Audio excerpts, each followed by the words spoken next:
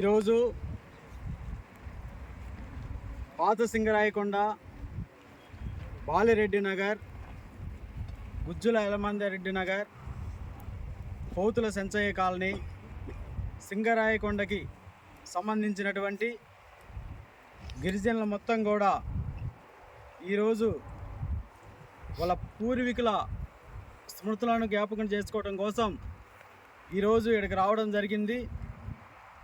ఇక్కడ మొత్తం కూడా ఈ విధమైనటువంటి మృతదేహాలని పూడ్చిపెట్టినట్టు బొందలు ఉంటే ఆ బొందలను కూడా ఆనవాలే లేకుండా చదును చేసిన సందర్భంలో ఈ 3 కాలనీ నుంచి భారీ ఎత్తున గిరిజనులు మొత్తం వచ్చి ఎక్కడైతే వాళ్ళ పూర్వీకులని పూడ్చారో అక్కడ వాళ్ళు బొందలుగా ఏర్పాటు చేసుకొని ఆ బొంద దగ్గర వాళ్ళు ఈరోజు నివాళులు అర్పించడం జరిగింది.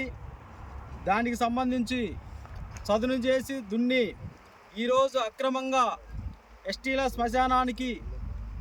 శ్మశానాన్ని కబ్జా చేసి కోట్ల రూపాయలకు అమ్ముకోవాలనే దురుద్దేశంతో వ్యవహరిస్తున్నటువంటి వ్యక్తి ఇతనే ఈ శాంద్ భాష. ఇతనిపై గతంలో కూడా పోలీస్ స్టేషన్లో ఫిర్యాదు ఇచ్చాము. పోలీస్ స్టేషన్లో ఇచ్చిన ఫిర్యాదు కూడా పోలీసు వారు కూడా స్పందించి ఎస్సీ ఎస్టీ అట్రాసిటీ చట్టం కింద కేసు నమోదు చేశారు. ఈ అంశం మీద నిరసనగా రేపు సింగరాయకొండ తహసీల్దార్ వారి కార్యాలయం వరకు భారీ ఎత్తుగా ఈ 3 ప్రాంతాల నుంచి ఎస్టీలు, గిరిజనులు మొత్తం కూడా ఎస్సీలు అందరం కూడా వెళ్ళి మా శ్మశానాన్ని కబ్జా చేసిన వ్యక్తిపై ఎందుకు చర్యలు తీసుకోవట్లేదు, మా శ్మశానాన్ని దున్నినా కూడా మీరు ఎందుకు నిర్లక్ష్యంగా వ్యవహరిస్తున్నారు, మా శ్మశానానికి చుట్టూ ఒక ప్రహరీ ఏర్పాటు చేసి భవిష్యత్తులో ఎవరు కూడా దీని జోలికి రాకుండా కూడా మీరు చర్యలు తీసుకోకపోతే మేము కలెక్టరేట్ వరకు వెళ్ళి ఆందోళన కూడా చేపడతామని చెప్పి శ్మశానాన్ని వెంటనే కాపాడండి, శ్మశానాన్ని వెంటనే కాపాడండి, శ్మశానాన్ని వెంటనే కాపాడండి, గిరిజనులకు శ్మశానాన్ని బాబాసాహెబ్ పేరుతోటి దీనికి దొంగ పట్టా సృష్టించి దీన్ని దున్నాడు. బోర్డు పీకి దున్నటువంటి ఈ యొక్క శాంద్భారత్ మీద చర్య తీసుకోవాలని చెప్పని కోరుతున్నాము.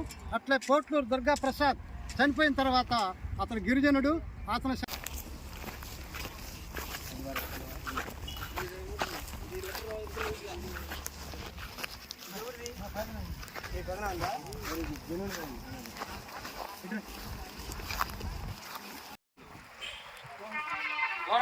మనీ మా విలేజ్ బాలరెడ్డి నగరు. మేము ఎన్నో వెలుగొని ఇక్కడే ఉంటున్నాం. కాకపోతే ప్రతిసారి వస్తున్నాం, చేసుకుంటున్నాం. ఉండేదాన్ని బట్టి ఏదంటే ఇప్పుడు చూసినా మేము వేసిన శవాలు ఉండట్లా. దానికి మేము చేసినా మళ్ళీ తెల్లారిపోతున్నా అన్ని దున్నేయటం, చేసేయటం, బోర్డు కూడా పెట్టించాం, అన్నీ చేపించాం. అయినా చేయని ఉంచట్లా. మాకు దయచేసి మా స్థలాన్ని మాకు ఇప్పించండి.